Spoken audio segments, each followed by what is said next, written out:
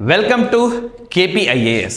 So మనం ఈ సెషన్లో ఒక ఇంపార్టెంట్ పాలిటీ అంశము ఎట్ ద సేమ్ టైం మరొక జనరల్ ఎస్సేకు లేదా గవర్నెన్స్ అనే అంశానికి లేదా సైన్స్ అండ్ టెక్నాలజీ అనే అంశానికి ఎందులో అయినా కూడా ఫిట్ అయ్యే డిజిటల్ అనే ఒక అంశానికి సంబంధించిన రెండు ఎడిటోరియల్స్ని చూద్దాం. సో కంటెంట్ అనేది ఇక్కడ మనకు చాలా చాలా ముఖ్యమైనది. సో ముందుగా పాలిటీ అంశానికి తీసుకుంటే ఉపా చట్టం వార్తల్లో ఉన్నది. సో ఉపా అంటే మన unlawful activities prevention act. So 1966-67 ఆ సంవత్సరాలలో వచ్చిన చట్టం ఇది. సో అంటే చట్ట వ్యతిరేక కార్యకలాపాలను నిరోధించేందుకు ఉద్దేశించిన చట్టంగా మనం దీన్ని చెప్పుకోవచ్చు. మరెందుకు వార్తల్లో ఉంది? సో ఇక్కడ మనకు ఎగ్జాక్ట్గా క్వశ్చన్ ప్యాటర్న్లోనే మీకు ఇవ్వడం జరిగింది. అసలు ఇది ఏంటి అంశం, ఎందుకు వార్తల్లో ఉంది? సో మీరు కాంపిటేటివ్ ఎగ్జామినేషన్స్ ప్రిపేర్ అవుతున్నప్పుడు ఎప్పుడు కూడా ఒక అంశం కనపడిందంటే ఎందుకు, ఏమిటి, ఎలా, సో ఈ విధంగా క్వశ్చన్స్ వేసుకుంటూ వెళ్తూ దానికి ఆన్సర్స్ రాబట్టినప్పుడు పరిపూర్ణమైన నాలెడ్జ్ అనేది వస్తుంది. సో ఇక్కడ యాక్చువల్గా అంశం ఏంటి అంటే ప్రబీర్ పురకాయస్థ ఇతన్ని అరెస్ట్ చేసినారు. ఈ అరెస్ట్ చెల్లదు అని అతన్ని విడుదల చేయాలని చెప్పి సుప్రీంకోర్టు ఆదేశించింది. సో ఇది అంశం, రైట్. సో నేపథ్యం అన్నమాట. మనం ఎందుకోసం ఈ అంశాన్ని డిస్కస్ చేస్తున్నాము అన్నదానికి ఇది నేపథ్యం. మరి ఎవరి ఈయన అంటే న్యూస్ క్లిక్ అనే ఒక పోర్టల్కి వ్యవస్థాపకుడిన ఫౌండర్గా చెప్పుకోవచ్చు. మరి ఇతను అరెస్ట్ చేసినారంటే పోలీసులు ఏదో కారణం చెప్పాలి కదా. ఏంటి ఆ కారణము అంటే చైనా నుంచి పోర్టల్కి నిధులు అందుతున్నాయన్నది ఆరోపణ. మరి ఏ చట్టం కింద అరెస్ట్ చేశారంటే ఉపా చట్టం. సో ఇప్పుడు మీరేం చేయాలి, ఉపా చట్టం కింద ఏ సందర్భంలో అరెస్ట్ చేస్తారు, అసలు ఆర్టికల్ 21, 22లో అరెస్టుకు సంబంధించిన నిబంధనలను ఏ విధంగా పేర్కొన్నారు, రైట్. స్వేచ్ఛగా జీవించడము, రైట్. సో అండ్ ఆర్టికల్ 22 ప్రకారం మనకు అరెస్ట్ చేసే ముందు చేయాల్సిన నియమ నిబంధనలు కానీ, సో ఇవన్నీ కూడా మీరు చదువుకోవాల్సి వస్తుంది. అందులోనే మీకు ఉపా చట్టానికి సంబంధించిన అంశాలు కూడా ఉంటాయి. సో పర్టికులర్లీ ఆర్టికల్ 22లో మరి విడుదలకు ఇతన్ని విడుదల చేయమని సుప్రీంకోర్టు చెప్పింది అన్నాం. సుప్రీంకోర్టు ఏమని కారణాన్ని చెప్పింది అంటే కేసుకు సంబంధించి సరైన ఆధారాలు చూపించకపోవడం, రిమైండ్ కాపీని కూడా కనీసం నిందితుడికి అందివ్వలేదు. సో ఇవి తప్పుపడుతూ వ్యక్తి స్వేచ్ఛకు భంగం కలిగించరాదు. వ్యక్తి స్వేచ్ఛకు భంగం కలిగించడం అన్నది ప్రాథమిక హక్కుకు పూర్తిగా విరుద్ధమైంది అని చెప్పి మనకు సుప్రీంకోర్టు ఇందులో స్పష్టం చేసింది. ఇంకా చాలా చాలా అంశాలు ఇందులో ఉన్నాయి. సో అవి వెళ్ళే ముందు ఎవరైతే తెలంగాణలో గ్రూప్ 1 ఎగ్జామినేషన్ రాయబోతున్నారో, ప్రిలిమ్స్ ఎగ్జామినేషన్, సో వాళ్లకు మనకు పూర్తి స్థాయిలో రివిజన్ చేసేలా ఒక సరికొత్త కోర్సుని 25th నుంచి 31st వరకు మీకు 25 మనకు ఈ KPIAS అందుబాటులోకి తెచ్చింది. So right. సో చాలా ఇంపార్టెంట్ ఇది మీకు.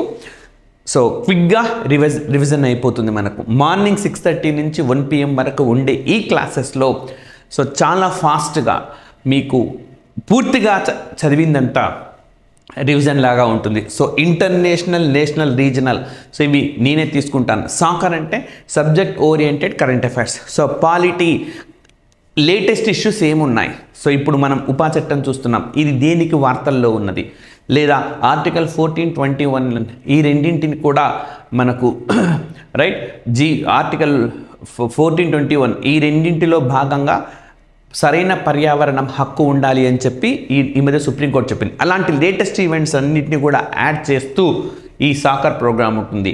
సో ప్రతి సబ్జెక్టుకి సంబంధించిన కరెంట్ ఇష్యూస్ ఇవి మాత్రమే కాకుండా నేషనల్, ఇంటర్నేషనల్, రీజనల్, సో పూర్తిగా ఒక్కసారిగా గ్లాన్స్ చేయడం.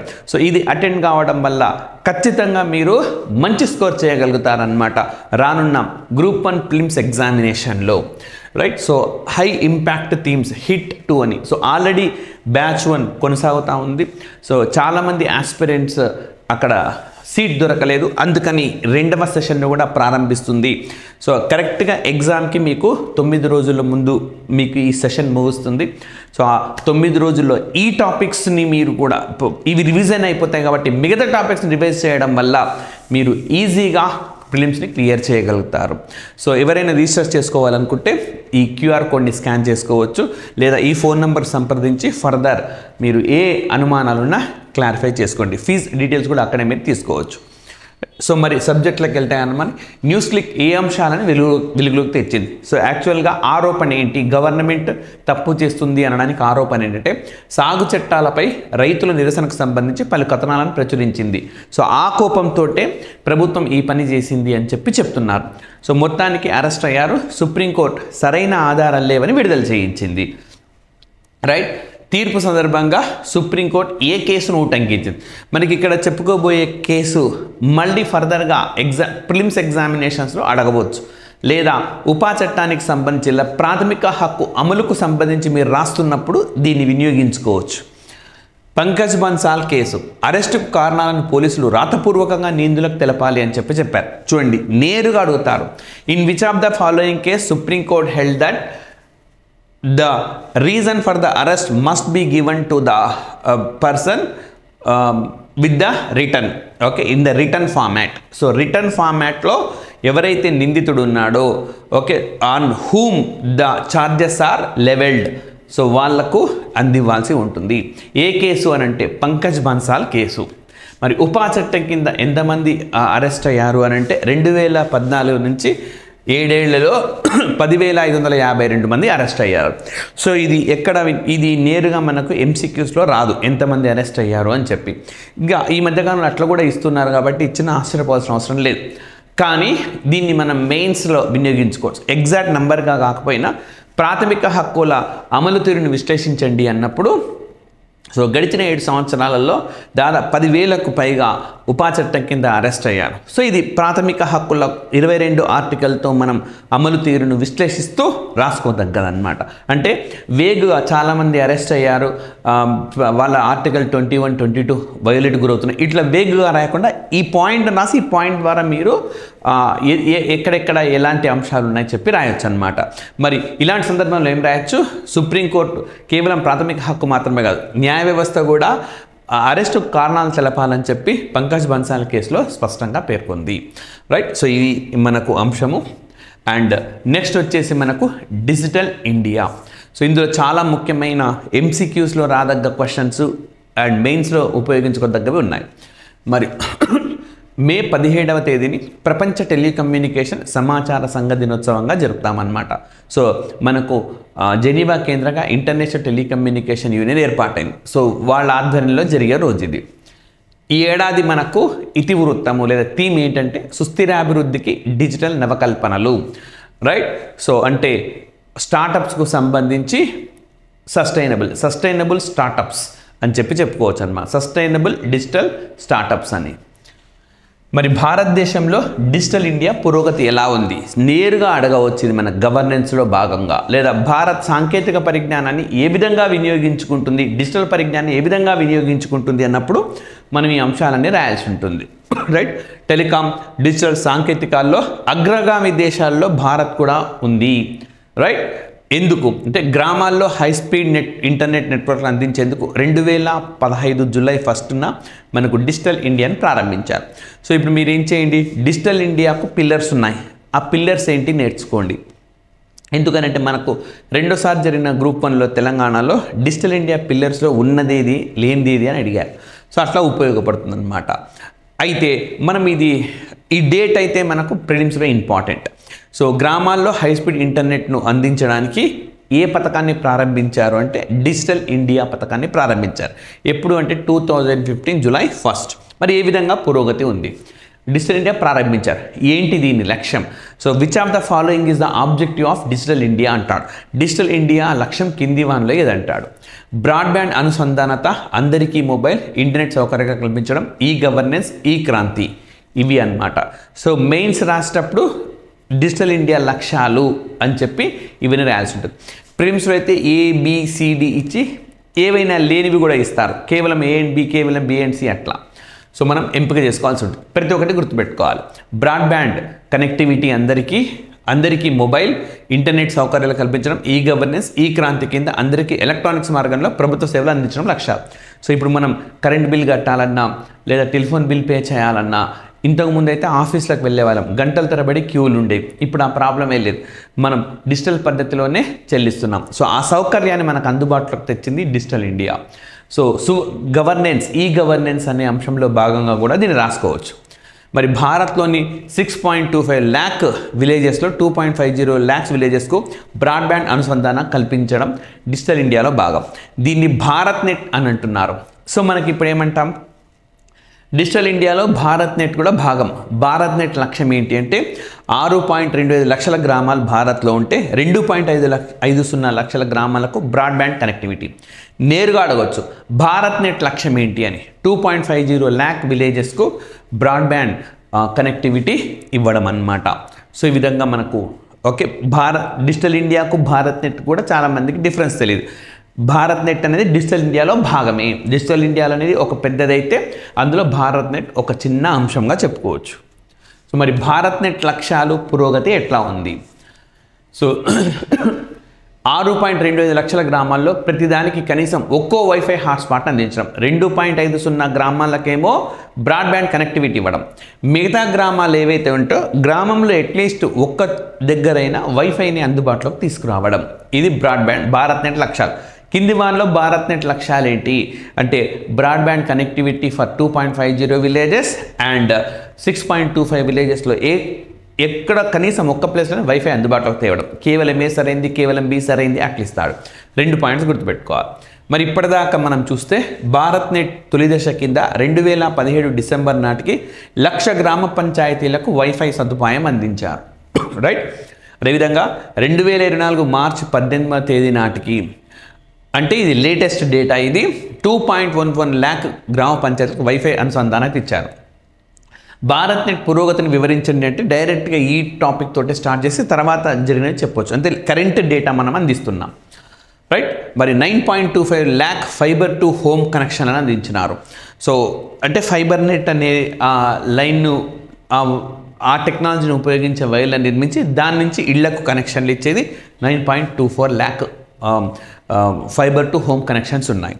గ్రామాల్లో మారుమూల ప్రాంతాల్లో ఈ ఆరోగ్యం, ఈ విద్య, ఈ పరిపాలన సేవలు అందించేందుకు తోడ్పడతాయి. మరి ఇంతకుముందు గ్రామాల్లో ఏదైనా సర్టిఫికేట్ కావాలంటే మండల కేంద్రానికో జిల్లా కేంద్రానికి వెళ్ళాలి. ఇప్పుడు అక్కడక్కడే లభిస్తున్నాయి. అదేవిధంగా హైదరాబాద్ నుంచి లేదా ఢిల్లీ నుంచి పెద్ద పెద్ద డాక్టర్లు నేరుగా ఉండే మనకు గ్రామాలలో ఉండే చిన్న చిన్న క్లినిక్ డాక్టర్లతో మాట్లాడుతూ వాళ్ళు అవసరమైన ఆ రిపోర్టున్న ఆధారంగా వాళ్ళకి గైడ్ చేస్తున్నారు.